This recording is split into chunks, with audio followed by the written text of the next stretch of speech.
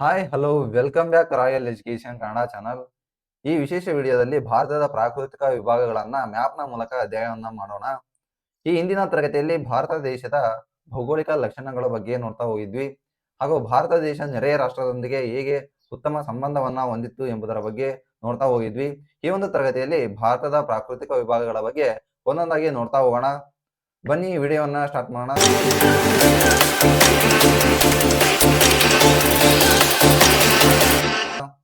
ಭಾರತದ ಪ್ರಾಕೃತಿಕ ವಿಭಾಗಗಳು.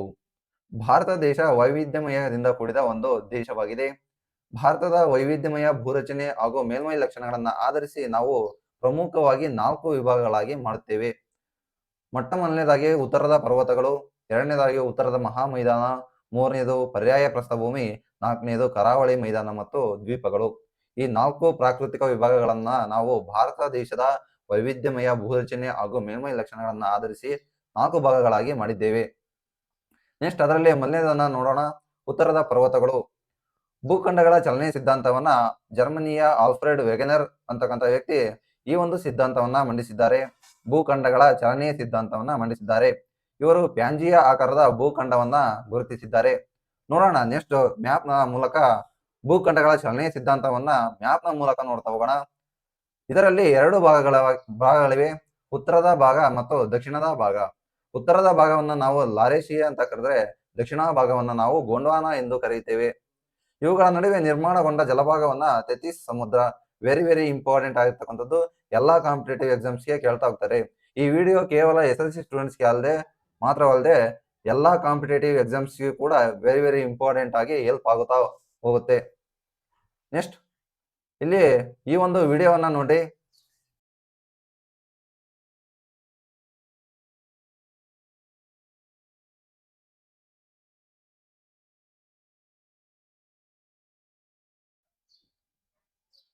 ನೋಡಿದ್ರಲ್ಲ, ಈ ವಿಡಿಯೋದಲ್ಲಿ ಮೊಟ್ಟ ಮೊದಲನೇದಾಗಿ ಈ ಹಿಂದೆ ಭೂಪ್ರದೇಶ ಯಾವ ರೀತಿ ಇತ್ತು, ಭೂಫಲಕಗಳ ಚಲನೆಯಿಂದಾಗಿ ಅದು ಯಾವ ರೀತಿ ರಚನೆಯನ್ನ ಹೊಂದಿದೆ ಅಂತಕ್ಕಂಥದ್ದು ಈ ವಿಡಿಯೋದ ಮೂಲಕ ನೋಡ್ತಾ ಹೋಗೋಣ.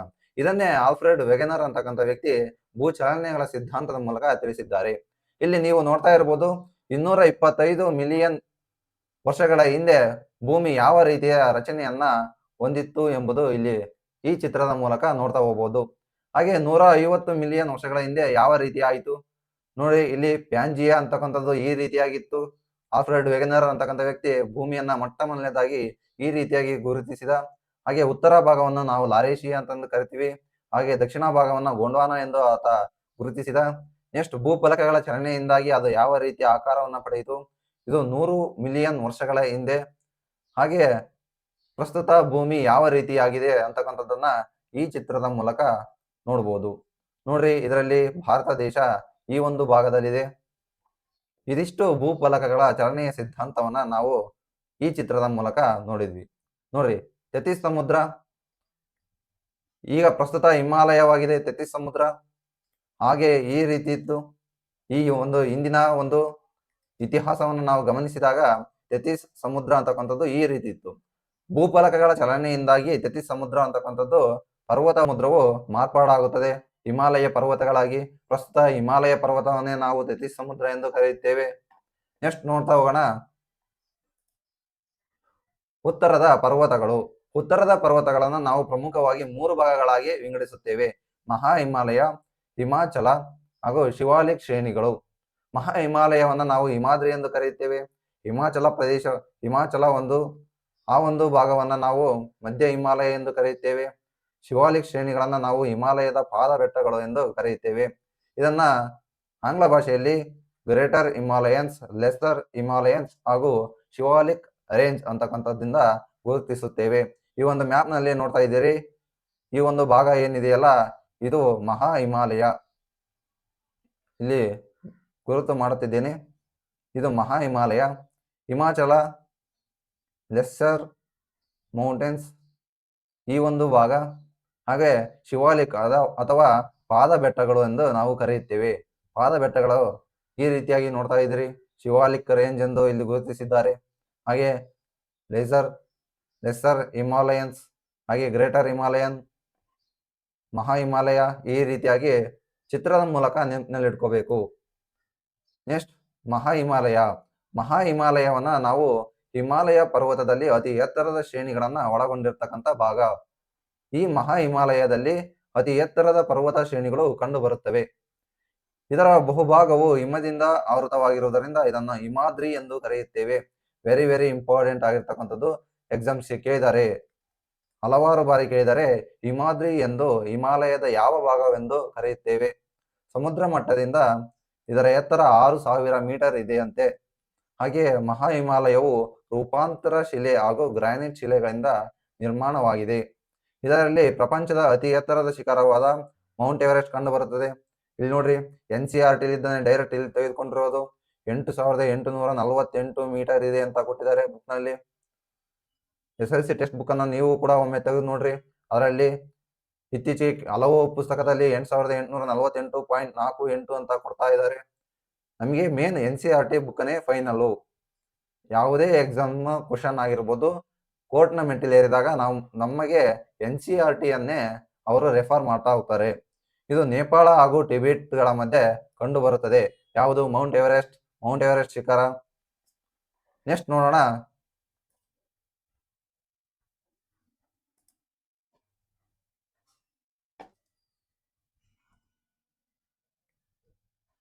ಮೌಂಟ್ ಎವರೆಸ್ಟ್ ಅನ್ನು ನೇಪಾಳದಲ್ಲಿ ಸಾಗರ ಮಾತಾ ಹಾಗೂ ಚೀನಾದಲ್ಲಿ ಚಿಮುಲುಂಗ್ಮಾ ಅಂತಂದು ಕರೀತಾರೆ. ಮೌಂಟ್ ಎವರೆಸ್ಟ್ ಒಂದು ಶಿಖರವನ್ನ ನೇಪಾಳದಲ್ಲಿ ಸಾಗರ ಮಾತಾ ಅಂತ ಕರೆದ್ರೆ ಚೀನಾದಲ್ಲಿ ಚಿಮುಲುಂಗ್ಮಾ ಅಂತಂದು ಕರೀತಾರೆ. ಮಹಾ ಹಿಮಾಲಯದಲ್ಲಿ ಕಂಡುಬರುವ ಇನ್ನಿತರ ಶಿಖರಗಳು ಯಾವುವಪ್ಪ ಅಂದ್ರೆ ಕಾಂಚನಜುಂಗ. ಇದು 8598 ಮೀಟರ್ ಇದೆ. ಇದು NCERT ಬುಕ್ಲಿದ್ದಾನೆ, ನಾವು ಡೈರೆಕ್ಟ್ ಆಗಿ NCERT ಬುಕ್ಲಿದ್ದಾನೆ ಡೈರೆಕ್ಟ್ ಆಗಿ ತೆಗೆದುಕೊಂಡಿರೋದು. ಕಾಂಚನಜುಂಗ 8598 ಮೀಟರ್. ಹಾಗೆ ಮಾಕಲು ಅಂತಕ್ಕಂಥ ಶಿಖರ 8481 ಮೀಟರ್ ಹೈಟು. ಧವಳಗಿರಿ 8172 ಮೀಟರ್. ಹಾಗೆ ಮಾನಸ್ಲು, ನಂಗಾ ಪರ್ವತ, ಅನ್ನಪೂರ್ಣ, ನಂದಾದೇವಿ, ಗೌರಿಶಂಕರ ಈ ಎಲ್ಲ ಹಿಮಾಲಯದ ಶಿಖರಗಳು ಮಹಾ ಹಿಮಾಲಯದಲ್ಲಿ ಕಂಡುಬರುತ್ತವೆ. ಹಾಗೆ ಈ ಹಿಂದಿನ ಸ್ಲೈಡ್ನಲ್ಲಿ ಹೇಳಿದ್ದೆ, ಉತ್ತರದ ಪರ್ವತಗಳನ್ನು ನಾವು ಮಹಾ ಹಿಮಾಲಯ, ಮಧ್ಯ ಹಿಮಾಲಯ ಹಾಗೂ ಪಾದ ಬೆಟ್ಟಗಳು ಎಂದು 3 ಭಾಗವಾಗಿ ವಿಂಗಡಿಸಿದ್ದೇವೆ. ಅದರಲ್ಲಿ ಮಹಾ ಹಿಮಾಲಯದಲ್ಲಿ ಈ ಎಲ್ಲಾ ಶಿಖರಗಳು ಪ್ರಮುಖವಾಗಿ ಕಂಡುಬರುತ್ತವೆ. ಹಾಗಾದ್ರೆ ಇಲ್ಲಿ ಕೇವಲ ನೀವು 3 ಶಿಖರಗಳ ಹೈಟ್ ಅನ್ನ ಕೊಟ್ಟಿದ್ದೀರಾ ಸರ್. ಇವು 3 ಇಂಪಾರ್ಟೆಂಟ್ ರೀ. ಮಹಾ ಹಿಮಾಲಯದಲ್ಲಿ 3 ಇಂಪಾರ್ಟೆಂಟ್. ಸುಮ್ಮನೆ ಎಲ್ಲವನ್ನು ನೆನಪಿನಲ್ಲಿ ಇಟ್ಕೊಳ್ಳೋದಲ್ಲ, ಕೇವಲ 3 ಭಾಗಗಳನ್ನ 3 ಶಿಖರಗಳನ್ನ ಮಾತ್ರ ನೆನಪಿನಲ್ಲಿ ಇಟ್ಕೋಬೇಕು. ಕಾಂಚನಜುಂಗ ಎಲ್ಲಿ? ಸಿಕ್ಕಿಂನಲ್ಲಿ ಕಂಡು ಬರ್ತದೆ. ಹಾಗೆ ನೋಡ್ತಾ ಹೋಗೋಣ, ಮೌಂಟ್ ಎವರೆಸ್ಟ್ ಅನ್ನು ಏರಿದ ಮೊದಲಿಗರು ಯಾರಪ್ಪ ಅಂದ್ರೆ ನ್ಯೂಜಿಲೆಂಡಿನ ಎಡ್ಮಂಡ್ ಹಿಲರಿ ಹಾಗೂ ನೇಪಾಳದ ತೇನ್ಸಿಂಗ್ ಅಂತಕ್ಕಂಥವ್ರು ಮೊಟ್ಟ ಮೊದಲ ಬಾರಿಗೆ ಮೌಂಟ್ ಎವರೆಸ್ಟ್ ಅನ್ನ ಏರಿದ ಮೊದಲಿಗರಾಗ್ತಾರೆ. ಇವರು 1953 ಮೇ 29ರಂದು ಮೌಂಟ್ ಎವರೆಸ್ಟ್ ಅನ್ನ ಏರ್ತಾರೆ. ನೆಕ್ಸ್ಟ್ ನೋಡೋಣ,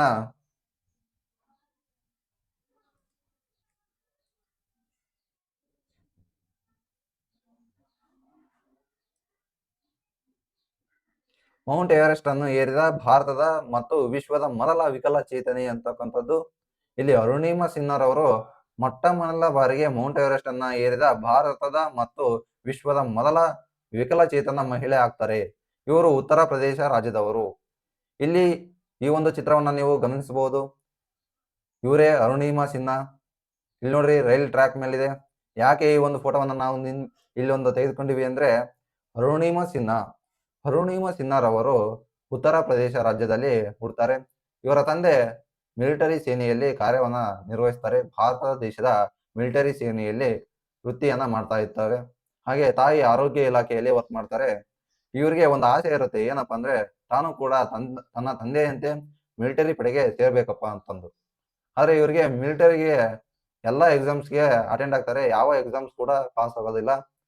ಫೈನಲ್ ಆಗಿ ತಮ್ಮ ಒಂದು ಆಸಕ್ತಿಯನ್ನ ವಾಲಿಬಾಲ್ ಕ್ರೀಡೆಯಲ್ಲಿ ತೋರಿಸ್ತಾ ಹೋಗ್ತಾರೆ. ಇವರು ನ್ಯಾಷನಲ್ ಪ್ಲೇಯರ್ ಆಗಿ ವಾಲಿಬಾಲ್ ಕ್ರೀಡೆಯಲ್ಲಿ ತಮ್ಮನ್ನ ತಾವು ಗುರುತಿಸಿಕೊಳ್ಳುತ್ತಾರೆ. ಹಾಗೆ ಹೀಗೆ ಒಂದ್ ದಿವಸ ಮಿಲಿಟರಿ ಎಕ್ಸಾಮ್ ಅಲ್ಲಿ ಅಟೆಂಡ್ ಆಗ್ತಾರೆ. ಎಕ್ಸಾಮ್ ಪಾಸ್ ಆಗುತ್ತೆ. CISF, ಈಗಿನ GD ಅಂತ ಕರಿತಿರಲ್ಲ ಅದು. ಆ ಒಂದು ಎಕ್ಸಾಮ್ ಪಾಸ್ ಆದಾಗ ಒಂದು ಆರ್ಡರ್ ಕಾಪಿ ಬಂದಾಗ ಅದರಲ್ಲಿ ಡೇಟ್ ಆಫ್ ಬರ್ತ್ ತಪ್ಪಾಗಿ ಬಂದಿರ್ತದೆ. ಇದಕ್ಕಾಗಿ ಕೋರ್ಟ್ ಅಪ್ಡೇಟ್ ಅನ್ನ ತೆಗೆದುಕೊಳ್ಬೇಕಾದ್ರೆ ದೆಹಲಿಗೆ ಒಂದು ಪಯಣವನ್ನ ಬೆಳೆಸ್ತಾರೆ. ದೆಹಲಿಗೆ ಪಯಣವನ್ನ ಬೆಳೆಸಬೇಕಾದ್ರೆ ರಾತ್ರಿ ಟ್ರೈನ್ ಮೂಲಕ ಹೋಗ್ತಾರೆ. ಟ್ರೈನ್ ನಲ್ಲಿ ಕಳ್ಳರು ಈ ಒಂದು ಅರುಣಿಮ ಸಿನ್ಹಾರ್ ಅವರು ಪ್ರಯಾಣವನ್ನ ಬೆಳೆಸ್ತಾ ಇರ್ತಾರಲ್ಲ, ಆ ಒಂದು ಬೋಗಿಗೆ ಕಳ್ಳರು ಹತ್ತಾರೆ. ಇವರ ಕೊರಳಲ್ಲಿ ಒಂದು ಗೋಲ್ಡ್ ಚೈನ್ ಇರುತ್ತೆ. ಗೋಲ್ಡ್ ಚೈನ್ ಅನ್ನ ಕಸ್ಕೋಬೇಕಾದ್ರೆ ಕಳ್ಳರು ಇವರನ್ನ ಟ್ರೈನ್ ನಿಂದ ನೂಕಿ ಬಿಡ್ತಾರೆ. ನೂಕಿದಾಗ ಇವರು 2 ಟ್ರೈನ್ ಹಳಿಗಳ ಮಧ್ಯೆ ಬಿದ್ದು ಬಿಡ್ತಾರೆ. ಒಂದು ಟ್ರೈನ್ ಏನಿದೆ ಅಲ್ಲ, ಇವ್ರ ಕಾಲ್ ಮೇಲೆ ಹತ್ಕೊಂಡು ಹೋಗ್ಬಿಡುತ್ತೆ. ಕಾಲ್ ಕೂಡ ಕಟ್ ಆಗುತ್ತೆ. 2 ಹಳಿಗಳ ಮಧ್ಯೆ ಇವರು ಪ್ರಜ್ಞೆ ತಪ್ಪಿ ಬೀಳ್ತಾರೆ. ಇವರಿಗೆ ಮುಂಜಾನೆ ಎಚ್ಚರ ಆದಾಗ ತಮ್ಮ ಕಾಲುಗಳನ್ನ ನೋಡ್ತಾರೆ. ಇವರ ಕಾಲುಗಳನ್ನ ಇಲಿಗಳು ತಿಂತಾ ಇರ್ತವೆ. ನಾಯಿಗಳು ಮಾಂಸಕ್ಕಾಗಿ ಕಚಾಡ್ತಿರ್ತವೆ. ಹಾಗೆ ಜೋರಾಗಿ ಕೂಗ್ತಾರೆ. ಹತ್ತಿರದ ಹಳ್ಳಿಯವರು ಬಂದು ಇವರನ್ನ ಎತ್ಕೊಂಡು ಹೋಗಿ ಡಿಸ್ಟಿಕ್ ಆಸ್ಪತ್ರೆಯಲ್ಲಿ ಸೇರಿಸ್ತಾರೆ. ಡಿಸ್ಟಿಕ್ ಆಸ್ಪತ್ರೆಯಲ್ಲಿ ಸೇರಿಸಿದಾಗ ಇವರು ಟ್ರೀಟ್ಮೆಂಟ್ ಅನ್ನ ಪಡ್ಕೊಂತಾರೆ. ಅಲ್ಲಿ ಅನೆಸ್ಥೇಷಿಯಾ ಅಂತಂದು ಒಂದು ಇದನ್ನ ಕೊಡ್ತಾರೆ, ಮೊಬ್ಬಿನ್ ಚೂಜಿಯನ್ನ. ಏನಪ್ಪಾ ಅಂದ್ರೆ ಈ ಅನೆಸ್ಥೇಷಿಯಾ ಕೊಟ್ಟಾಗ ಯಾವುದೇ ಆಪರೇಷನ್ ಮಾಡುವಾಗ ಇವರಿಗೆ ಎಚ್ಚರ ಇರೋದಿಲ್ಲ. ಆದ್ರೆ ಆ ಅನೆಸ್ಥೇಷಿಯಾ ಅಂತಕ್ಕಂತ ಒಂದು ಲಸಿಕೆ ಏನಾಗಿರ್ತದಪ್ಪ ಅಂದ್ರೆ ಆ ಡಿಸ್ಟಿಕ್ ಆಸ್ಪತ್ರೆಯಲ್ಲಿ ಇರೋದಿಲ್ಲ. ಹಾಗಾಗಿ ಇವರ ಒಂದು ಕಾಲನ್ನ ಕಟ್ ಮಾಡ್ಬೇಕಾದ್ರೆ ಅನೆಸ್ಥೇಷಿಯಾವನ್ನ ಬಳಸೋದಿಲ್ಲ. ಡೈರೆಕ್ಟ್ ಆಗಿ ಇವ್ರಿಗೆ ಪ್ರಜ್ಞೆ ಇದ್ದಾಗ ಕಾಲನ್ನ ಕಟ್ ಮಾಡ್ತಾರೆ ಅವ್ರ ಎದುರಿಗೆ. ಇಷ್ಟೆಲ್ಲ ಆದ್ರೂ ಕೂಡ ಅವರು ಮರುದಿನ ಪೇಪರ್ಸ್ ಅನ್ನ ನೋಡ್ತಾರೆ. ನ್ಯೂಸ್ ನಲ್ಲಿ ಬಂದಿರುತ್ತೆ, ಇಡೀ ದೇಶದಲ್ಲಿ ನ್ಯಾಷನಲ್ ಪ್ಲೇಯರ್ ಆಗಿರ್ತಕ್ಕಂಥ ಅರುಣಿಮ ಸಿನ್ಹಾರ್ ಅವರು ಆತ್ಮಹತ್ಯೆಗೆ ಪ್ರಯತ್ನಿಸಿದ್ದಾರೆ.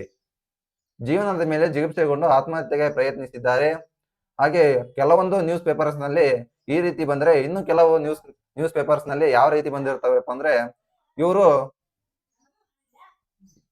ಇನ್ನು ಕೆಲವು ನ್ಯೂಸ್ ಪೇಪರ್ಸ್ ನಲ್ಲಿ ಹೇಳ್ತಾ ಹೋಗ್ತಾರೆ, ಇವರು ಟ್ರೈನ್ ಟಿಕೆಟ್ ಅನ್ನ ತೆಗೆದುಕೊಂಡಿರೋದಿಲ್ಲ. ಹಾಗಾಗಿ ಟ್ರೈನ್ ನಿಂದ ಆ ಒಂದು ಚೆಕಿಂಗ್ ಲಿಂದ ತಪ್ಪಿಸ್ಕೋಬೇಕಾದ್ರೆ ಟ್ರೈನ್ ನಿಂದ ಹಾರಿ ತಳಕ್ಕೆ ಬೀಳ್ತಾರೆ. ಹಾಗಾಗಿ ಇವರು ತಮ್ಮ ಕಾಲನ್ನ ಕಳೆದುಕೊಂಡಿದ್ದಾರೆ ಎಂದು ನ್ಯೂಸ್ ನಲ್ಲಿ ನೋಡ್ತಾ ಹೋಗ್ತಾರೆ ಇವರು. ಅರುಣಿಮ ಸಿನ್ಹಾ ಇಷ್ಟೆಲ್ಲ ಆದ್ರೂ ಕೂಡ ಎದೆಗುಂದದೆ ತಾನು ತನ್ನ ಕಾಲನ್ನ ಕಳೆದುಕೊಂಡಿರುವುದರಿಂದ ತನ್ನ ಕಾಲಿನಿಂದಲೇ ಏನಾದರೂ ಒಂದು ಸಾಧನೆಯನ್ನ ಮಾಡಬೇಕೆಂದು ನಿರ್ಧರಿಸ್ತಾರೆ. ನಂತರ ಅವರು ಬಚೇಂದ್ರಿ ಪಾಲ್ ಅವರ ಹತ್ರ ಹೋಗ್ತಾರೆ. ಅಷ್ಟೊತ್ತಿಗಾಗಲೇ ಬಚೇಂದ್ರಿ ಪಾಲ್ ರವರು ಭಾರತ ದೇಶದ ಮೊಟ್ಟ ಮೊದಲ ಮಹಿಳೆಯಾಗಿ ಮೌಂಟ್ ಎವರೆಸ್ಟ್ ಅನ್ನ ಏರಿದ ಮೊಟ್ಟ ಮೊದಲ ಭಾರತ ದೇಶದ ಮಹಿಳೆ ಆಗಿರ್ತಾರೆ. ಆ ಒಂದು ಬಚೇಂದ್ರಿ ಪಾಲ್ ರವರ ಹತ್ತಿರ ಹೋಗಿ, ನಾನು ಕೂಡ ಮೌಂಟ್ ಎವರೆಸ್ಟ್ ಅನ್ನ ಏರಬೇಕು. ತನ್ನ ಒಂದು ಕಾಲನ್ನು ಕಳೆದುಕೊಂಡ್ರು ಕೂಡ ಅರುಣಿಮ ಸಿನ್ಹಾರ್ ಅವರು ಮೌಂಟ್ ಎವರೆಸ್ಟ್ ಅನ್ನ ಹತ್ತಬೇಕೆಂದು ಬಚೇಂದ್ರಿ ಪಾಲ್ ರವರನ್ನ ಕೇಳ್ಕೊಳ್ತಾರೆ. ಬಚೇಂದ್ರಿ ಪಾಲ್ ರವರು ಒಂದು ಮಾತನ್ನ ಹೇಳ್ತಾರೆ, ನೀನು ಈಗಾಗಲೇ ನಿರ್ಧರಿಸಿದ್ದೀಯಾ, ಈಗಲೇ ನೀನು ಮೌಂಟ್ ಎವರೆಸ್ಟ್ ಅನ್ನ ಏರಿದ ಹಾಗೆ. ಯಾಕಪ್ಪ ಅಂದ್ರೆ ಅಷ್ಟೊಂದು ಕಾಲನ್ನ ಕಳೆದುಕೊಂಡ್ರು ಕೂಡ ಮೌಂಟ್ ಎವರೆಸ್ಟ್ ಅನ್ನ ಹತ್ತೋದು ಅಷ್ಟೊಂದು ಸುಲಭದ ಮಾತೇನಲ್ಲ. ಇವರು 2011ರಲ್ಲಿ ತಮ್ಮ ಕಾಲನ್ನ ಕಳೆದುಕೊಳ್ತಾರೆ. ಅವರ ಎಚ್ಚರ ಆಗೋ ಅಷ್ಟೊತ್ತಿಗೆ 49 ಟ್ರೈನ್ಗಳು ಅವರ ಕಣ್ಮುಂದೆಯೇ ಹೋಗಿರ್ತವೆ. ಯಾರು ಕೂಡ ಸಹಾಯಕ್ಕೆ ಬಂದಿರೋದಿಲ್ಲ. Next Nehru institute of mountains ನಲ್ಲಿ ತಮ್ಮ ಟ್ರೈನಿಂಗ್ ಅನ್ನ ತೆಗೆದುಕೊಂಡು 2013ರಲ್ಲಿ ಮೌಂಟ್ ಎವರೆಸ್ಟ್ ಅನ್ನ ಮೊಟ್ಟ ಮೊದಲನೇ ಬಾರಿಗೆ ಇವರು ಏರ್ತಾರೆ. ಅವರ ಮೇಲೆ ಬಾರ್ನ್ ಅಗೇನ್ ಮೌಂಟೇನ್ ಅಂತಕ್ಕಂತ ಒಂದು ಬುಕ್ ರಿಲೀಸ್ ಆಗುತ್ತದೆ.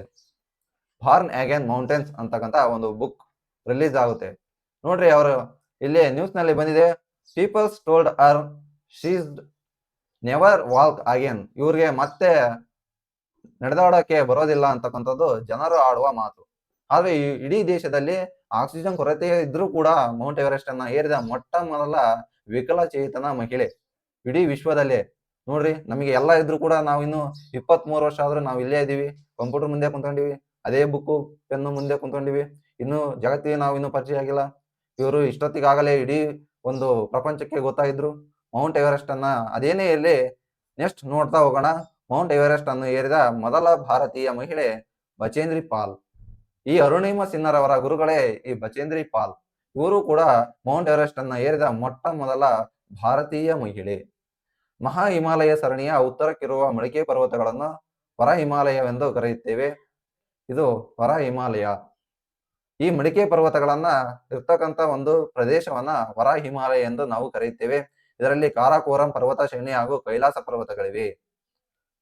ಮೌಂಟ್ ಗಾಡ್ವಿನ್ ಆಸ್ಟಿನ್ ಅಥವಾ K2 ಎಂಬುದು ಭಾರತದಲ್ಲಿ ಅತಿ ಎತ್ತರವಾದ ಶಿಖರವಾಗಿದೆ. ಇದಕ್ಕೆ K2 ಅಂತಕ್ಕಂಥ ಹೆಸರನ್ನೇ ಯಾಕಿಟ್ರು? ಇದು ಎಲ್ಲಾ SSLC ವಿದ್ಯಾರ್ಥಿಗಳ ಒಂದು ಪ್ರಮುಖ ಪ್ರಶ್ನೆ ಆಗಿತ್ತು. ಕಾರಾಕೋರಂ ಪರ್ವತ ಶ್ರೇಣಿಯಲ್ಲಿ ಈ ಒಂದು ಪರ್ವತ ಯಾವುದು? ಗಾಡ್ವಿನ್ ಆಸ್ಟಿನ್ ಅಂತಕ್ಕಂಥ ಪರ್ವತ ಕಂಡು ಬಂದಿದ್ದು. ಆ ಒಂದು ಪ್ರದೇಶ ಕಾರಾಕೋರಂ ಪ್ರದೇಶದಲ್ಲಿ ಕಂಡು ಬರುವ ಪ್ರಮುಖ ಶಿಖರ ಗಾಡ್ವಿನ್ ಆಸ್ಟಿನ್. ಹಾಗಾಗಿ ಕಾರಾಕೋರಂ ಶ್ರೇಣಿ ಮೊಟ್ಟ ಮೊದಲ ಬಾರಿಗೆ ಆಲ್ಫಾಬೆಟ್ K ಇಂದ ಸ್ಟಾರ್ಟ್ ಆಗುತ್ತೆ, ಕಾರಾಕೋರಂ ಅಂತಕ್ಕಂಥದ್ದು. ಹಾಗಾಗಿ K ಅಂತಕ್ಕಂಥ ಶಬ್ದವನ್ನ ಬಳಸಿದ್ರು. ಹಾಗೆ ಟೂ ಅಂತಕ್ಕಂತ ಒಂದು ವರ್ಡ್ ಅನ್ನ ಯಾಕೆ ಬಳಸಿದ್ರಪ್ಪ ಅಂದ್ರೆ ಇಡೀ ವಿಶ್ವದಲ್ಲಿ 2ನೇ ಅತ್ಯಂತ ಎತ್ತರವಾದ ಶಿಖರ. ಹೀಗಾಗಿ K2 ಅಂತಕ್ಕಂಥದ್ದನ್ನ ಇಲ್ಲಿ ಬಳಸಿದ್ರು. ಇದು SSLC ವಿದ್ಯಾರ್ಥಿಗಳ ಪ್ರಮುಖ ಒಂದು ಡೌಟ್ ಆಗಿತ್ತು. ಹೀಗಾಗಿ ಇಲ್ಲಿ ಬಿಡಿಸಿದ್ದೇನೆ. ಭಾರತದಲ್ಲಿ ಅತಿ ಎತ್ತರವಾದ ಶಿಖರ ಗಾಡ್ವಿನ್ ಆಸ್ಟಿನ್. ಪ್ರಪಂಚದ ಅತಿ ಎತ್ತರ ಶಿಖರ ಮೌಂಟ್ ಎವರೆಸ್ಟ್. ಭಾರತದಲ್ಲಿ ಕಂಡುಬರುವ ಅತಿ ಎತ್ತರದ ಶಿಖರ ಗಾಡ್ವಿನ್ ಆಸ್ಟಿನ್ ಅಂತಕ್ಕಂಥದ್ದು. ನೆಕ್ಸ್ಟ್ ನೋಡ್ತಾ ಹೋಗೋಣ. ಮೌಂಟ್ ಎವರೆಸ್ಟ್ ಪರ್ವತದ ಎತ್ತರವನ್ನು ಮೊಟ್ಟ ಮೊದಲನೇ ಬಾರಿಗೆ ಗುರುತಿಸಿದವರು ಯಾರಪ್ಪ ಅಂದ್ರೆ ರಾಧಾನಾಥ ಸಿಕ್ಕದರ್ ಅಂತಕ್ಕಂಥದ್ದು. NCERT ಬುಕ್ ದಲ್ಲಿದೆ. Very very important. Mount Everest ಪರ್ವತದ ಎತ್ತರವನ್ನು ಮೊಟ್ಟ ಮೊದಲನೇ ಬಾರಿಗೆ ಇವರು ಗುರುತಿಸುತ್ತಾರೆ. ಒಳ ಅಥವಾ ಮಧ್ಯ ಹಿಮಾಲಯ ಎರಡನೇ ಭಾಗವನ್ನ ನಾವು ನೋಡ್ತಾ ಹೋಗೋಣ. ಇದಿಷ್ಟು ಉತ್ತರದ ಪರ್ವತಗಳಲ್ಲಿ ನಾವು ಮಹಾ ಹಿಮಾಲಯ ಮೊದಲನೇ ಭಾಗ ಮಹಾ ಹಿಮಾಲಯವನ್ನ ನೋಡಿದ್ವಿ. ಈಗ ಎರಡನೇ ಭಾಗ ಒಳ ಹಿಮಾಲಯ ಅಥವಾ ಮಧ್ಯ ಹಿಮಾಲಯ. ಉತ್ತರದಲ್ಲಿ ಮಹಾ ಹಿಮಾಲಯ ಮತ್ತು ದಕ್ಷಿಣದಲ್ಲಿ ಶಿವಾಲಿಕ್ ಸರಣಿಯ ನಡುವೆ ಕಂಡು ಬರುವುದನ್ನ ನಾವು ಮಧ್ಯ ಹಿಮಾಲಯ ಎಂದು ಕರೆಯುತ್ತೇವೆ. ನೋಡ್ರಿ, ಈ ರೀತಿಯಾಗಿ 3 ಭಾಗವನ್ನ ನಾವು ನೋಡಿದ್ವಿ. ಮೇಲೆ ಮಹಾ ಹಿಮಾಲಯ, ನಡುವೆ ಮಧ್ಯ ಹಿಮಾಲಯ, ತಳಗಿಂದು ಪಾದ ಬೆಟ್ಟಗಳು ಅಥವಾ ಶಿವಾಲಿಕ್ ಬೆಟ್ಟಗಳು ಎಂದು ನಾವು ಗುರುತಿಸುತ್ತೇವೆ. ಹಾಗೆ ಸರಾಸರಿ ಎತ್ತರ 3600 ಮೀಟರ್ಲಿಂದ ಹಿಡಿದು 4500 ಮೀಟರ್ ವರೆಗೂ ಈ ಒಂದು ಹಿಮಾಲಯ ಮಧ್ಯ ಹಿಮಾಲಯಗಳ ಪ್ರಮುಖ ಶಿಖರಗಳು ಹೈಟ್ ಇರ್ತವೆ. ಇಲ್ಲಿ ಅನೇಕ ಪರ್ವತಗಳಿವೆ. ಅವುಗಳಲ್ಲಿ ಪೀರ್ ಪಂಜಾಲ್ ಆಗಿರ್ಬೋದು, ಮಹಾಭಾರತ ಶ್ರೇಣಿ, ನಾಗತಿಬ್ಬ, ಮಸ್ಸೂರಿ ಪ್ರಮುಖವಾದ ಪರ್ವತಗಳು. ಮಧ್ಯ ಹಿಮಾಲಯದ ಪ್ರಮುಖ ಪರ್ವತಗಳು. ಅಲ್ಲಿ ಮಹಾ ಹಿಮಾಲಯದಲ್ಲಿ ಕಾಂಚನಜುಂಗ ನೋಡಿದ್ವಿ, ಮಾನಸ್ ನೋಡಿದ್ವಿ, ಧವಳಗಿರಿ, ನಂದಾದೇವಿ, ಅನ್ನಪೂರ್ಣ ಪ್ರಮುಖ ಪರ್ವತಗಳನ್ನ ನಾವು ಅಲ್ಲಿ ನೋಡ್ತಾ ಹೋಗಿದ್ವಿ. ನೆಕ್ಸ್ಟ್ ನೋಡೋಣ ಪ್ರಮುಖ ಕಣಿವೆಗಳು. ಖಾದರ್ ಮತ್ತು ಕುಲು. ಖಾದರ್ ಮತ್ತು ಕುಲು ಇಲ್ಲಿನ ಪ್ರಮುಖ ಕಣಿವೆಗಳು. ಮಧ್ಯ ಹಿಮಾಲಯದ ಪ್ರಮುಖ ಇವು ಕಣಿವೆಗಳಾಗಿವೆ. ಪ್ರಮುಖ ಗಿರಿಧಾಮಗಳು ಯಾವಪ್ಪ ಅಂದ್ರೆ ಶಿಮ್ಲಾ, ನೈನಿತಾಲ್, ರಾಣಿಕೇತು, ಚಕ್ರಾತು ಮತ್ತು ಡಾರ್ಜಿಲಿಂಗ್ ಅಂತಕ್ಕಂಥದ್ದು ಪ್ರಮುಖ ಗಿರಿಧಾಮಗಳು. ಇಲ್ಲಿ ಕಂಡುಬರುವ ಪ್ರಮುಖ ಗಿರಿಧಾಮಗಳು. ಹಾಗೆ ಇಡೀ ಭಾರತದಲ್ಲಿ ನಾವು ಗಿರಿಧಾಮಗಳ ರಾಣಿ ಅಂತಕ್ಕಂಥದ್ದನ್ನ ಗುರುತಿಸುತ್ತೇವೆ. ಯಾಕೆ ಈ ಗಿರಿಧಾಮಗಳ ರಾಣಿ ಅಂತ ಕರಿತೀವಿ ಅಂದ್ರೆ ಅಲ್ಲಿನ ಶಿಖರಗಳು ಪ್ರಮುಖವಾಗಿ ಉತ್ತರ ಭಾರತದಲ್ಲಿ, ದಕ್ಷಿಣ, ಪೂರ್ವ, ಪಶ್ಚಿಮ, ಈ ಒಂದು ಮಧ್ಯ ಭಾರತದಲ್ಲೂ ಕೂಡ ಈ ಒಂದು ಗಿರಿಧಾಮಗಳ ರಾಣಿಗಳನ್ನ ನಾವು ಗುರುತಿಸುತ್ತೇವೆ. ಅಲ್ಲಿನ ಅಷ್ಟೊಂದು ಸೌಂದರ್ಯವನ್ನ ಹೊಂದಿರ್ತವೆ ಈ ಒಂದು ಗಿರಿಧಾಮಗಳು.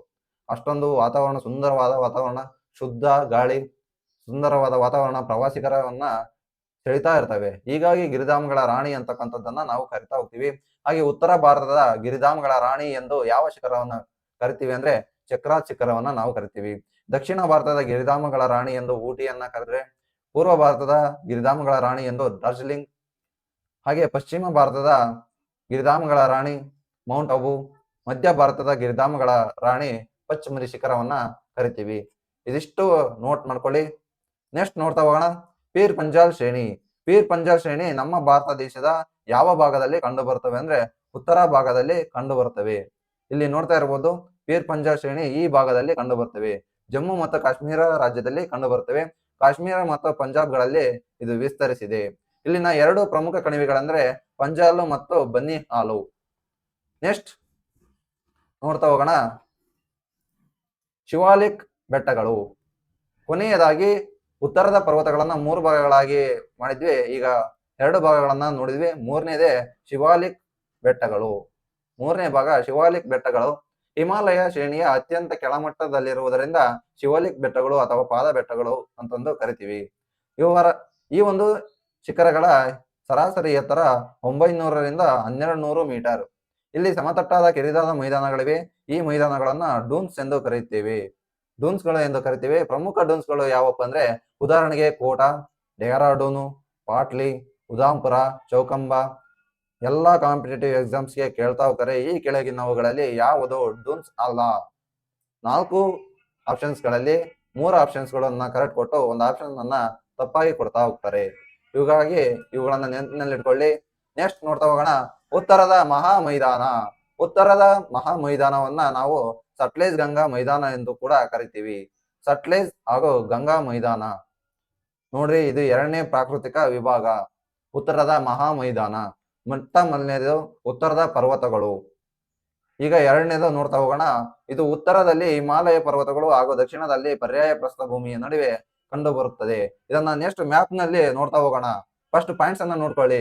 ಈ ಮೈದಾನವು ಪಶ್ಚಿಮದಲ್ಲಿ ಸಿಂಧೂ ನದಿಯ ಮೈದಾನದಿಂದ ಪೂರ್ವದಲ್ಲಿ ಬ್ರಹ್ಮಪುತ್ರ ಕಣಿವೆಯವರೆಗೂ ವಿಸ್ತರಿಸಿದೆ.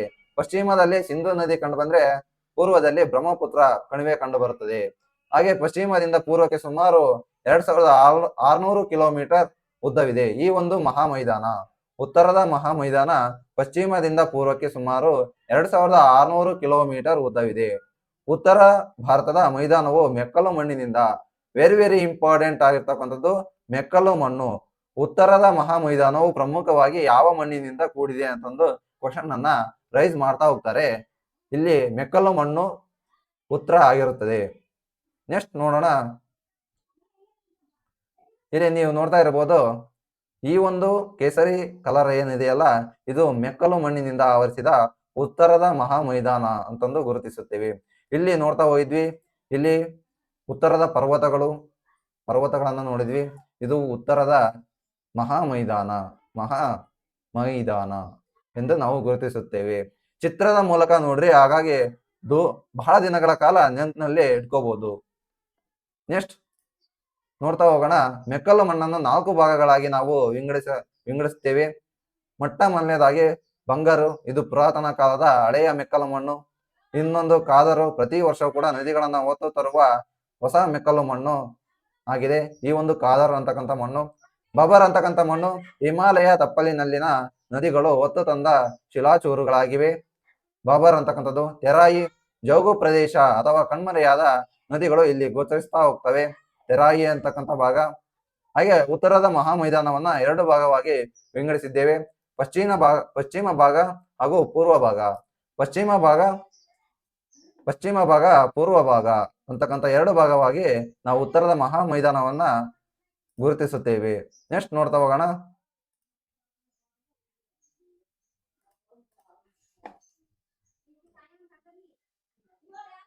ಪಶ್ಚಿಮ ಮೈದಾನ ಇಲ್ಲಿ ಪ್ರಮುಖವಾಗಿ ಸಿಂಧೂ ನದಿ ಮತ್ತು ಉಪನದಿಗಳು ಕಂಡು ಬರುತ್ತವೆ. ಈ ಒಂದು ಭಾಗದಲ್ಲಿ ಪಶ್ಚಿಮ ಮೈದಾನ ಭಾಗದಲ್ಲಿ ಸಿಂಧೂ ನದಿ ಹಾಗೂ ಅದರ ಉಪನದಿಗಳು ಹರಿಯುತ್ತವೆ. ಉದಾಹರಣೆ ರಾವಿ, ಬಿಯಾಸು, ಜೀಲಂ ನದಿಗಳು ಸಿಂಧೂ ನದಿಯ ಉಪನದಿಗಳು. ಈ ಒಂದು ಪಶ್ಚಿಮ ಮೈದಾನದಲ್ಲಿ ಈ ನದಿಗಳು ಕಂಡು ಬರುತ್ತವೆ. ಥಾರ್ ಮರುಭೂಮಿ ಪಶ್ಚಿಮ ಮೈದಾನದಲ್ಲಿ ಕಂಡು ಬರುತ್ತದೆ. ಪೂರ್ವದ ಮಹಾ ಮೈದಾನದಲ್ಲಿ ಪ್ರಮುಖವಾಗಿ ಗಂಗಾಪುತ್ರ ನದಿಗಳು ಹಾಗೂ ಗಂಗಾ ನದಿಗಳು ಮತ್ತು ಅದರ ಉಪನದಿಗಳು ಕಂಡು ಬರುತ್ತವೆ. ಉತ್ತರದ ಮಹಾ ಮೈದಾನವನ್ನು ಭಾರತದ ಹೃದಯ ಭಾಗ ಎಂದು ನಾವು ಕರಿತಾ ಹೋಗ್ತೀವಿ. ನೆಕ್ಸ್ಟ್ ನೋಡ್ತಾ ಹೋಗೋಣ. ಪರ್ಯಾಯ ಪ್ರಸ್ಥಭೂಮಿ ಭಾರತದ ಪ್ರಾಕೃತಿಕ ವಿಭಾಗಗಳಲ್ಲಿ 3ನೇ ಭಾಗವೇ ಪರ್ಯಾಯ ಪ್ರಸ್ಥಭೂಮಿ. ವೆರಿ ಇಂಪಾರ್ಟೆಂಟ್ ಆಗಿರ್ತಕ್ಕಂಥದ್ದು. ಪರ್ಯಾಯ ಪ್ರಸ್ಥಭೂಮಿ ಮೇಲೆ ಹಲವಾರು ಕ್ವಶನ್ ಅನ್ನ ರೈಸ್ ಮಾಡ್ತಾ ಹೋಗ್ತಾರೆ. ಪರ್ಯಾಯ ಪ್ರಸ್ಥಭೂಮಿಯು ಭಾರತದ ಭೂಸ್ವರೂಪ ವಿಭಾಗಗಳಲ್ಲಿ ಅತಿ ದೊಡ್ಡದು. ಇದು ಗೋಂಡ್ವಾನ ಭೂರಾಶಿಯ ಒಂದು ಭಾಗವಾಗಿದೆ ಎಂದು ವಿಜ್ಞಾನಿಗಳು ಇತ್ತೀಚೆಗೆ ಒಂದು ಅಭಿಪ್ರಾಯವನ್ನ ತಿಳಿಸಿದ್ದಾರೆ. ಹಾಗೆ ಇದರ ಒಟ್ಟು ಕ್ಷೇತ್ರ ಸುಮಾರು 16 ಲಕ್ಷ ಚದರ ಕಿಲೋಮೀಟರ್ ಆಗಿದೆ. ಇದು ಉತ್ತರದಲ್ಲಿ ಅರಾವಳಿ ಬೆಟ್ಟಗಳಿಂದ ದಕ್ಷಿಣದಲ್ಲಿ ಕನ್ಯಾಕುಮಾರಿ ಅವರಿಗೂ ಕೂಡ ವಿಸ್ತರಿಸಿದೆ. ಉತ್ತರದಲ್ಲಿ ಅರಾವಳಿ ಬೆಟ್ಟಗಳು ಕಂಡು ಬಂದ್ರೆ ದಕ್ಷಿಣದಲ್ಲಿ ಕನ್ಯಾಕುಮಾರಿ ಆ ಒಂದು ಪ್ರದೇಶ ಕಂಡು ಬರುತ್ತದೆ. ಪಶ್ಚಿಮದಲ್ಲಿ ಪಶ್ಚಿಮ ಘಟ್ಟಗಳಿಂದ ಹಾಗೂ ಪೂರ್ವದಲ್ಲಿ ಜಾರ್ಖಂಡ್ ರಾಜ್ಮಹಲ್ ಬೆಟ್ಟಗಳವರೆಗೆ ಸುಮಾರು 1400 ಕಿಲೋಮೀಟರ್ ಅಗಲವಾಗಿದೆ. ಈ ಒಂದು ಅಗಲ 1400 ಕಿಲೋಮೀಟರ್ ಈ ಒಂದು ಪರ್ಯಾಯ ಪ್ರಸ್ಥಭೂಮಿ ಕಂಡು ಬರುತ್ತದೆ. ಈ ಪರ್ಯಾಯ ಪ್ರಸ್ಥಭೂಮಿಯು ತ್ರಿಕೋನ ಆಕಾರದಲ್ಲಿದೆ. ಇದನ್ನ ನಾವು ಮ್ಯಾಪ್ನ ಮೂಲಕ ನೋಡ್ತಾ ಹೋಗೋಣ.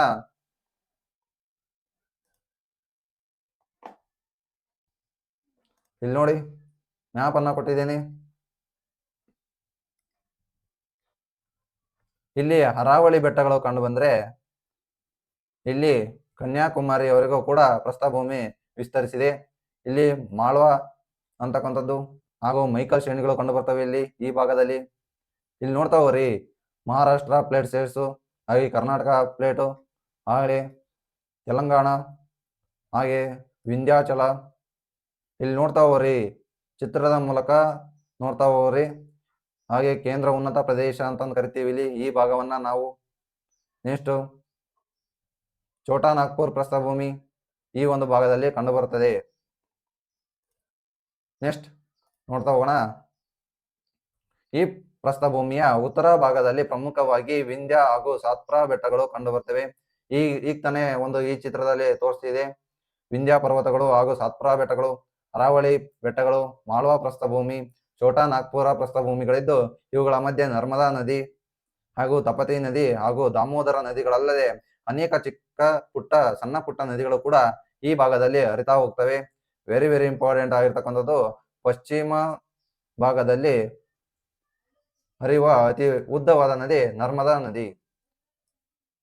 ಭಾರತ ದೇಶದ ಪಶ್ಚಿಮ ಭಾಗಕ್ಕೆ ಹರಿಯುವ ಅತಿ ಉದ್ದವಾದ ನದಿ ನರ್ಮದಾ ನದಿ. ಹಾಗೆಯೇ ತಪತಿ ನದಿ ಹಾಗೂ ದಾಮೋದರ ನದಿಗಳು ಈ ಭಾಗದಲ್ಲಿ ಕಂಡುಬರ್ತವೆ. ದಕ್ಕನ್ ಪ್ರಸ್ಥಭೂಮಿಯ ಉತ್ತರ ಭಾಗದಲ್ಲಿ ಮಹಾದೇವ ಬೆಟ್ಟಗಳು, ಮೈಕಲ್ ಶ್ರೇಣಿಗಳು, ಹಾಗೆ ಅಮರಕಂಟಕ ಬೆಟ್ಟಗಳು, ರಾಜ್ಮಹಲ್ ಬೆಟ್ಟಗಳು ಕಂಡುಬರುತ್ತವೆ. ಮುಡಿ ದಕ್ಷಿಣ ಭಾರತದಲ್ಲಿ ಅತ್ಯುನ್ನತ ಶಿಖರ ನೋಡ್ರಿ. NCERT ಬುಕ್ನಲ್ಲಿ ಕೊಟ್ಟಿದ್ದಾರೆ. ಇದು 2665 ಮೀಟರ್ ಹೈಟ್ ಇದೆ ಅಂತೆ. ನೆಕ್ಸ್ಟ್ ನೋಡ್ತಾ ಹೋಗೋಣ. ಇದನ್ನ ಚಿತ್ರದಲ್ಲಿ ಕೊಟ್ಟಿದ್ದೇನೆ ನೋಡ್ರಿ. ಇಲ್ಲಿ ಅರಾವಳಿ ಬೆಟ್ಟಗಳು ಈ ಭಾಗದಲ್ಲಿ ಕಂಡು ಬರ್ತವೆ. ಹಾಗೆ ಕೈಮೂರ್ ಹಿಲ್ಸು, ವಿಂಧ್ಯ ಲ್ಯಾಂಡು ಇಲ್ಲಿದೆ ನೋಡ್ರಿ. ಸಾತ್ಪುರ, ವಿಂಧ್ಯ, ತಪತಿ ಈ ಭಾಗದಲ್ಲಿ ಕಂಡು ಬರ್ತವೆ. ಹಾಗೆ ರಾಜ್ಮಹಲ್ ಬೆಟ್ಟಗಳು ಈ ಭಾಗದಲ್ಲಿ ಕಂಡು ಬರ್ತವೆ. ಇಲ್ಲಿ ನೋಡ್ತಾ ಹೋಗ್ರಿ. ಹಾಗೆ ಮೈಕಲ್ ಶ್ರೇಣಿಗಳು ನೋಡಪ್ಪ, ವೆರಿ ವೆರಿ ಇಂಪಾರ್ಟೆಂಟು.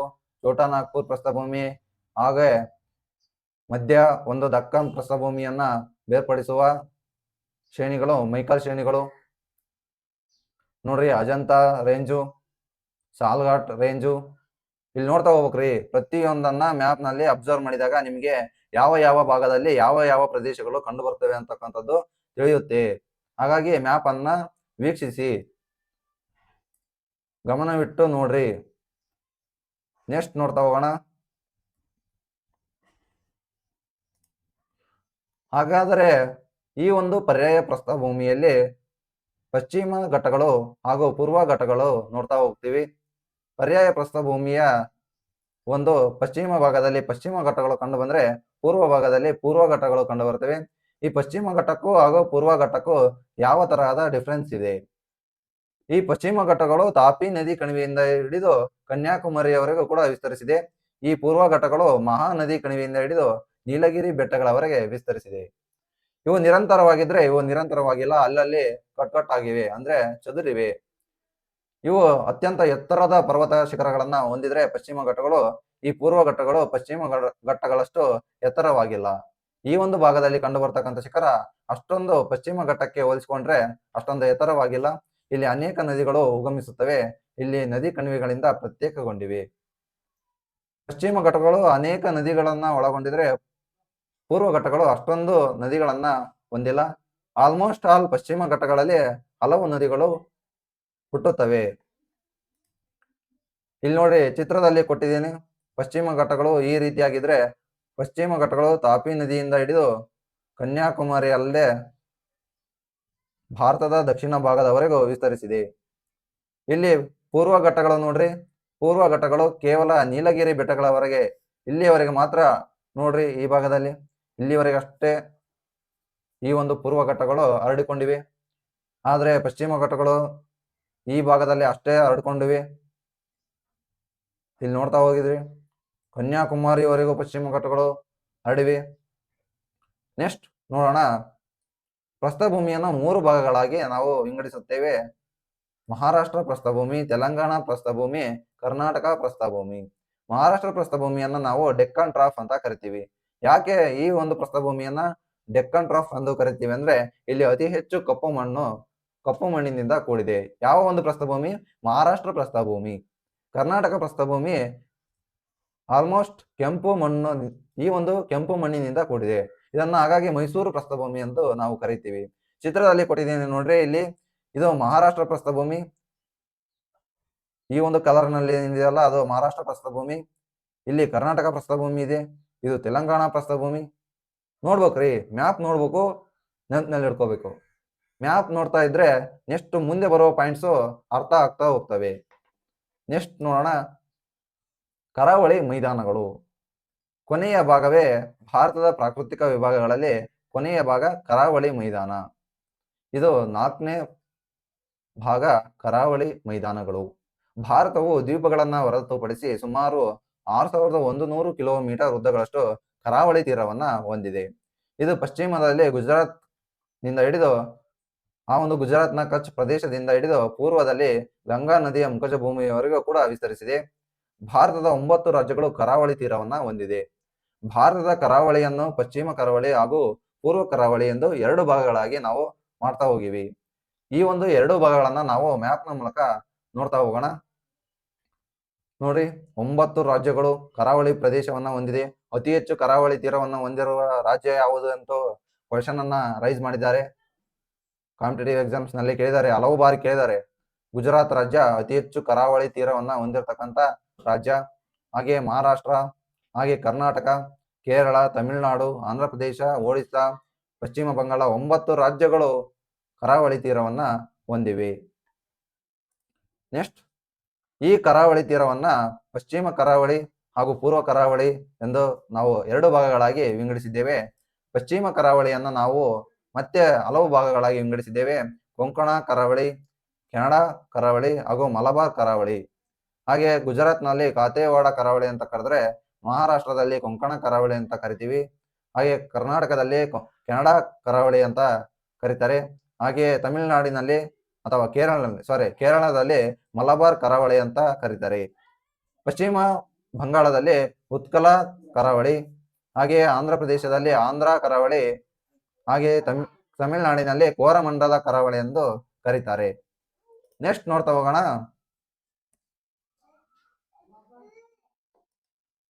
ಪಶ್ಚಿಮ ಕರಾವಳಿ. ಪಶ್ಚಿಮ ಕರಾವಳಿಯು ಅರಬ್ಬಿ ಸಮುದ್ರ ಮತ್ತು ಪಶ್ಚಿಮ ಘಟ್ಟಗಳ ನಡುವೆ ಗುಜರಾತಿನ ಕಚ್ನಿಂದ ಹಿಡಿದು ಕನ್ಯಾಕುಮಾರಿ ಭೂರಾಶಿಯವರೆಗೂ ಸುಮಾರು 1500 ಕಿಲೋಮೀಟರ್ಗಳಷ್ಟು ಪಶ್ಚಿಮ ಕರಾವಳಿ ಉದ್ದವಾಗಿದೆ. ಇದನ್ನ ಕೇರಳದಲ್ಲಿ ಮಲಬಾರ್ ತೀರ, ಈ ತಾನೇ ಹೇಳಿದೀನಿ ನೋಡ್ರಿ ಮ್ಯಾಪ್ ನಲ್ಲಿ, ಮಲಬಾರ್ ತೀರ ಅಂತ ಕರೀತಾರೆ. ಕರ್ನಾಟಕದಲ್ಲಿ ಕೆನರಾ ತೀರ ಅಂತ ಕರೀತಾರೆ. ಗೋವಾ ಹಾಗೂ ಮಹಾರಾಷ್ಟ್ರದಲ್ಲಿ ಕೊಂಕಣ ತೀರ ಅಂತ ಕರೀತಾರೆ. ಗುಜರಾತ್ ನಲ್ಲಿ ಗುಜರಾತ್ ತೀರ ಅಂತ ಕರೀತಾರೆ. ಹಾಗೆ ಮುಂಬೈನ ನವಶೇವಾ ಬಂದರು, ಮರ್ಮಗೋವಾ ಬಂದರು, ಕೊಚ್ಚಿ, ಕಾಂಡ್ಲಾ, ಕಾರವಾರ, ನವಮಂಗಳೂರು ಇಲ್ಲಿನ ಒಂದು ಪಶ್ಚಿಮ ಕರಾವಳಿಯಲ್ಲಿ ಕಂಡು ಬರ್ತಕ್ಕಂತ ಮುಖ್ಯ ಬಂದರುಗಳಾಗಿವೆ. ನೆಕ್ಸ್ಟ್ ನೋಡ್ತಾ ಹೋಗೋಣ. ಇಲ್ಲಿ ಮ್ಯಾಪ್ ನಲ್ಲಿ ಕೊಟ್ಟಿದ್ದೇನೆ ನೋಡಿ. ಪಶ್ಚಿಮ ಕರಾವಳಿಯಲ್ಲಿ ಕಂಡು ಬರುವ ಪ್ರಮುಖ ಬಂದರುಗಳು ಟೋಟಲಿ ಪಶ್ಚಿಮ ಕರಾವಳಿಯಲ್ಲಿ ಕಂಡುಬರುವ ಹಾಗೂ ಪೂರ್ವ ಕರಾವಳಿಯಲ್ಲಿ ಕಂಡುಬರುವ ಪ್ರಮುಖ ಬಂದರುಗಳ ಈ ಒಂದು ಚಿತ್ರಣ ಆಗಿದೆ. ನೋಡ್ರಿ, ಇಲ್ಲಿ ಗುಜರಾತ್ ನಲ್ಲಿ ಕಾಂಡ್ಲಾ ಪೋರ್ಟು ಇಲ್ಲಿ ನೋಡ್ತಾ ಹೋಗಿರ್ಬೋದು ನೀವು. ಹಾಗೆಯೇ ಮುಂಬೈನಲ್ಲಿ ಮುಂಬೈ ಪೋರ್ಟು, ಜವಾಹರ್ಲಾಲ್ ನೆಹರು ಪೋರ್ಟು ಹಾಗೂ ವಧವಾನ್ ಪೋರ್ಟು. ಮುಂಬೈನಲ್ಲಿ 3 ಪೋರ್ಟುಗಳು ಪ್ರಮುಖವಾಗಿ ಕಂಡು ಬರ್ತವೆ. ನೆಕ್ಸ್ಟ್ ಮರ್ಮಗೋವಾ ಬಂದರು, ಮಂಗಳೂರು ಬಂದರು, ಕೊಚ್ಚಿ ಬಂದರು, ಹಾಗೆ ಕೇರಳದಲ್ಲಿ ಕಂಡು ಬರ್ತದೆ ಕೊಚ್ಚಿ ಬಂದರು. ಕಲ್ಕತ್ತಾದಲ್ಲಿ ಕಲ್ಕತ್ತಾ ಬಂದರು, ಪಾರಾದೀಪ್ ಬಂದರು, ವಿಶಾಖಪಟ್ಟಣಂ ಬಂದರು, ಎನ್ನೋರ ಬಂದರು. ಎನ್ನೋರ ಬಂದರಿಗೆ ನಾವು ಕಾಮರಾಜ ಬಂದರು ಅಂತ ಕರಿತೀವಿ. ನೆಕ್ಸ್ಟ್ ನೋಡೋಣ, ಬಂದರುಗಳು ಅಂತಕ್ಕಂಥ ಚಾಪ್ಟರ್ ಬಂದ ಮೇಲೆ ಇವನ್ನ ಒಂದೊಂದಾಗಿ ಸಂಪೂರ್ಣವಾಗಿ ವಿವರಣೆಯನ್ನ ತಿಳಿತಾ ಹೋಗೋಣ. ಈಗ ಕೇವಲ ಜಸ್ಟ್ ನೋಡ್ತಾ ಹೋಗ್ರಿ, ಯಾವ ಒಂದು ರಾಜ್ಯದಲ್ಲಿ ಯಾವ ಯಾವ ಪೋರ್ಟ್ಗಳು ಬರ್ತಾ ಹೋಗ್ತವೆ ಅಂತಕ್ಕಂಥದ್ದನ್ನ ನೋಡ್ತಾ ಹೋಗ್ರಿ. ಟ್ಯುಟಿಕೋರಿನ್ ಬಂದರು ನೋಡ್ತೀವಿ ಇಲ್ಲಿ ನೋಡ್ರಿ, ಚೆನ್ನೈ ಬಂದರು. ನೆಕ್ಸ್ಟ್ ಪೂರ್ವ ಕರಾವಳಿಯನ್ನ ನೋಡ್ತಾ ಹೋಗೋಣ. ಪೂರ್ವ ಕರಾವಳಿ ಇದು ಕನ್ಯಾಕುಮಾರಿಯಿಂದ ಹಿಡಿದು ಉತ್ತರದಲ್ಲಿ ಗಂಗಾ ನದಿ ಮುಖಜ ಭೂಮಿಯವರೆಗೆ ಪೂರ್ವ ಘಟ್ಟಗಳು ಹಬ್ಬಿವೆ. ಪೂರ್ವ ಘಟ್ಟ ಹಾಗೂ ಬಂಗಾಳ ಕೊಲ್ಲಿಯ ನಡುವೆ ಪೂರ್ವ ಕರಾವಳಿ ಮೈದಾನವಿದೆ. ಪೂರ್ವ ಕರಾವಳಿಯ ಮೈದಾನವು ಹೆಚ್ಚು ಅಗಲ ಮತ್ತು ಒಂದೇ ರೀತಿ ಸಮತಟ್ಟಾಗಿದೆ. ಪಶ್ಚಿಮ ಘಟ್ಟಕ್ಕೆ ಹೋಲಿಸ್ಕೊಂಡ್ರೆ, ಪಶ್ಚಿಮ ಕರಾವಳಿಯನ್ನ ಹೋಲಿಸ್ಕೊಂಡ್ರೆ ಪೂರ್ವ ಕರಾವಳಿ ಮೈದಾನ ಅತಿ ಹೆಚ್ಚು ಅಗಲವನ್ನ ಹೊಂದಿದೆ. ಹಾಗೆ ಒಂದೇ ರೀತಿಯಾಗಿ ಸಮತಟ್ಟಾಗಿದೆ. ಇದು ಮಹಾನದಿ, ಗೋದಾವರಿ, ಕೃಷ್ಣ ಮತ್ತು ಕಾವೇರಿ ನದಿಗಳು ಪೂರ್ವ ಕರಾವಳಿಯಲ್ಲಿ ಹರಿಯುವ ಪ್ರಮುಖ ನದಿಗಳಾಗಿವೆ. ನೆಕ್ಸ್ಟ್ ನೋಡ್ತಾ ಹೋಗೋಣ. ಪೂರ್ವ ತೀರದಲ್ಲಿ ಸಮುದ್ರದ ಉಪ್ಪು ನೀರಿನಿಂದ ನಿರ್ಮಿತವಾದ ಕೆಲವು ಸರೋವರಗಳಿವೆ. ಪೂರ್ವ ತೀರದಲ್ಲಿ ಸಮುದ್ರದ ಉಪ್ಪಿನಿಂದ ಕೂಡಿರ್ತಕ್ಕಂಥ ಸಮುದ್ರದ ಉಪ್ಪು ನೀರಿನಿಂದ ಕೂಡಿರ್ತಕ್ಕಂಥ ಸರೋವರಗಳಿವೆ. ಅವುಗಳಲ್ಲಿ ಒಡಿಶಾದ ಚಿಲ್ಕಾ ಸರೋವರ ಆಗಿರ್ಬೋದು, ಆಂಧ್ರ ಪ್ರದೇಶದ ಪುಲಿಕಾಟ್ ಸರೋವರಗಳು ಮುಖ್ಯ ಸರೋವರಗಳು. ಪೂರ್ವ ಕರಾವಳಿಯನ್ನು ಉತ್ಕಲ ತೀರ ಹಾಗೂ ಕೋರಮಂಡಲ ತೀರ ಎಂದು ವಿಂಗಡಿಸಲಾಗಿದೆ. ಈ ಒಂದು ಮ್ಯಾಪ್ ನಲ್ಲಿ ಕೊಟ್ಟಿದ್ದೆ, ಹಿಂದಿನ ಒಂದು ಮ್ಯಾಪ್ ನಲ್ಲಿ ಕೊಟ್ಟಿದ್ದೆ, ಅಲ್ಲಿ ತೋರಿಸ್ತಾ ಹೋಗಿದ್ದೆ ಉತ್ಕಲ ತೀರ ಯಾವುದು, ಕೋರಮಂಡಲ ತೀರ ಯಾವುದು ಅಂತಕ್ಕಂಥದ್ದು. ನೀವು ಆ ಮ್ಯಾಪನ್ನು ಮತ್ತೆ ರಿವಿಷನ್ ಮಾಡಿ. ನೆಕ್ಸ್ಟ್, ಇದಿಷ್ಟು ಸಂಪೂರ್ಣವಾಗಿ ಭಾರತ ದೇಶವು ವೈವಿಧ್ಯಮಯದಿಂದ ಕೂಡಿರ್ತಕ್ಕಂಥ ಪ್ರಾಕೃತಿಕ ವಿಭಾಗಗಳು. 4 ಪ್ರಮುಖ ಪ್ರಾಕೃತಿಕ ವಿಭಾಗಗಳನ್ನು ನಾವು ಒಂದೊಂದಾಗಿ ನೋಡ್ತಾ ಹೋಗಿದ್ವಿ. ಅದನ್ನ ಕ್ವಿಕ್ ಆಗಿ ಅನಲೈಸ್ ಮಾಡ್ತಾ ಹೋಗೋಣ. ಇಂಡಿಯಾ ಎಂಬ ಹೆಸರು ಯಾವ ನದಿಯಿಂದ, ನೋಡ್ರಿ ಇದು ನದಿಯಿಂದ ಬಂದಿದೆ ಅಂದ್ರೆ ಸಿಂಧೂ ನದಿ. ಭಾರತ ದೇಶವು ಒಟ್ಟು ಎಷ್ಟು ಚದರ ಕಿಲೋಮೀಟರ್ ವಿಸ್ತಾರವಾಗಿದೆ ಅಂದ್ರೆ 32,87,263 ಚದರ ಕಿಲೋಮೀಟರ್ ಒಟ್ಟು ವಿಸ್ತೀರ್ಣವನ್ನ ಹೊಂದಿದೆ. ಭಾರತದ ಮಧ್ಯಭಾಗದಲ್ಲಿ ಯಾವ ಉತ್ತರ ಅಕ್ಷಾಂಶ ಹಾದು ಹೋಗುತ್ತದೆ ಅಂದ್ರೆ ಕರ್ಕಾಟಕ ಸಂಕ್ರಾಂತಿ ವೃತ್ತ 23.5 ಡಿಗ್ರಿ. ಈ ಒಂದು ರೇಖೆ ಅಕ್ಷಾಂಶ ಭಾರತ ದೇಶದ ಮೂಲಕ ಹಾದು ಹೋಗಿದೆ. ಈ ಒಂದು ಹಿಂದಿನ ವಿಡಿಯೋದಲ್ಲಿ ನಿಮಗೆ ಹೇಳ್ತಾ ಹೋಗಿದ್ದೆ 8 ರಾಜ್ಯಗಳ ಮೂಲಕ ಕರ್ಕಾಟಕ ಸಂಕ್ರಾಂತಿ ವೃತ್ತ ಹಾದು ಹೋಗುತ್ತದೆ ಅಂತಂದು. ಭಾರತದ ಮುಖ್ಯ ಭೂಭಾಗವು ಹೊಂದಿರುವ ಕರಾವಳಿಯು 1600 ಕಿಲೋಮೀಟರ್ಗಳಷ್ಟು ಉದ್ದವನ್ನ ಹೊಂದಿದೆ. ಭಾರತದ ಮುಖ್ಯ ಕರಾವಳಿ ಭಾಗ. ಭಾರತದ ಭೂಸ್ವರೂಪವನ್ನು ಎಷ್ಟು ವಿಧಗಳಾಗಿ ವಿಂಗಡಿಸಲಾಗಿದೆ ಅಂದ್ರೆ 4. ಈಗ ತಾನೇ ವಿಡಿಯೋದಲ್ಲಿ ಹೇಳಿದೆ 4 ಭಾಗಗಳು ಯಾವುವು ಅಂತ. ಮಹಾ ಹಿಮಾಲಯವನ್ನು ಹಿಮಾದ್ರಿ ಅಂತ ಕರಿತೀವಿ. ಪ್ರಪಂಚದಲ್ಲಿ ಅತ್ಯುನ್ನತ ಶಿಖರ ಮೌಂಟ್ ಎವರೆಸ್ಟ್. ಉತ್ತರ ಭಾರತದ ಮೈದಾನವು ಯಾವ ಮಣ್ಣಿನಿಂದ ಕೂಡಿದೆ ಅಂದ್ರೆ ಮೆಕ್ಕಲು ಮಣ್ಣು. ನೆಕ್ಸ್ಟ್ ನೋಡೋಣ.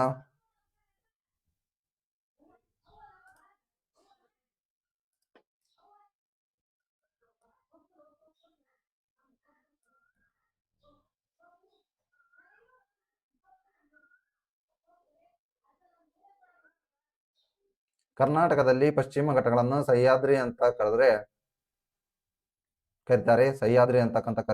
ಕರ್ನಾಟಕದಲ್ಲಿ ಪಶ್ಚಿಮ ಘಟ್ಟಗಳನ್ನ. ಭಾರತವು ಏಷ್ಯಾ ಖಂಡದ ನೈಋತ್ಯ ಭಾಗದಲ್ಲಿದೆ. ಭಾರತವು ಭೂಮಿಯ ಉತ್ತರ ಗೋಳಾರ್ಧದ ಪೂರ್ವ ಭಾಗದಲ್ಲಿದೆ. ಭಾರತದ ಭೂರಾಶಿಯ ದಕ್ಷಿಣದ ತುತ್ತ ತುದಿ ಕನ್ಯಾಕುಮಾರಿ ಹಾಗೂ ಇಂದಿರಾ ಪಾಯಿಂಟ್ ಗ್ರೇಟ್ ನಿಕೋಬಾರ್ ದ್ವೀಪದಲ್ಲಿದೆ. ಹಿಮಾಲಯದ ಪಾದ ಬೆಟ್ಟಗಳ ಮತ್ತೊಂದು ಹೆಸರು ಶಿವಾಲಿಕ್ ಬೆಟ್ಟಗಳು. ಭಾರತದ ಭೂಸ್ವರೂಪ ವಿಭಾಗಗಳಲ್ಲಿ ಶಿವಾಲಿಕ್ ಶ್ರೇಣಿ ಇತ್ತೀಚಿನ ಅವಧಿಯಲ್ಲಿ ನಿರ್ಮಿತವಾಗಿದೆ. ನಿನ್ನೆ ತಾನೇ ಫಾರೆಸ್ಟ್ ಗಾರ್ಡ್ ಎಕ್ಸಾಮ್ ನಡೀತು. ಅದರಲ್ಲಿ ಕೇಳಿದರೆ ಕ್ವಶನ್ ಅನ್ನ, ಭಾರತದ ಭೂಸ್ವರೂಪ ವಿಭಾಗಗಳಲ್ಲಿ ಇತ್ತೀಚೆಗೆ ನಿರ್ಮಾಣವಾದ ಪ್ರದೇಶ ಯಾವುದು ಅಂತಂದು ಕೇಳಿದ್ದಾರೆ. 4 ಆಪ್ಷನ್ ಅನ್ನ ಕೊಟ್ಟಿದ್ದಾರೆ. ಅದರಲ್ಲಿ ಶಿವಾಲಿಕ್ ಶ್ರೇಣಿ ಅಂತ ಕೂಡ ಕೊಟ್ಟಿದ್ದಾರೆ. ವೆರಿ ಇಂಪಾರ್ಟೆಂಟ್ ಆಗಿರ್ತಕ್ಕಂಥದ್ದು. ಇದಿಷ್ಟು ಇವತ್ತಿನ ಭಾರತದ ಪ್ರಾಕೃತಿಕ ವಿಭಾಗಗಳ ಒಂದು ಸಂಪೂರ್ಣ ವಿವರಣೆಯಾಗಿತ್ತು. ಈ ಎಲ್ಲ ವಿವರಣೆಯನ್ನ PDF ರೂಪದಲ್ಲಿ ನಮ್ಮ ಟೆಲಿಗ್ರಾಮ್ ಚಾನಲ್ ನಲ್ಲಿ ಕೊಟ್ಟಿರುತ್ತೇನೆ. ಟೆಲಿಗ್ರಾಮ್ ಚಾನಲ್ ಲಿಂಕ್ ಅನ್ನ ಈ ವಿಡಿಯೋದ ಡಿಸ್ಕ್ರಿಪ್ಷನ್ ಬಾಕ್ಸ್ ನಲ್ಲಿ ಕೊಟ್ಟಿದ್ದೇನೆ. ಅಲ್ಲಿ ಹೋಗಿ PDF ಅನ್ನ ಡೌನ್ಲೋಡ್ ಮಾಡಿಕೊಂಡು ಸಂಪೂರ್ಣವಾಗಿ ಓದಿ. Thank you very much. ಮತ್ತೆ ಮುಂದಿನ ವಿಡಿಯೋದಲ್ಲಿ ಸಿಗುತ್ತೇನೆ. ಅಲ್ಲಿವರೆಗೂ take care. Bye. Thank you very much.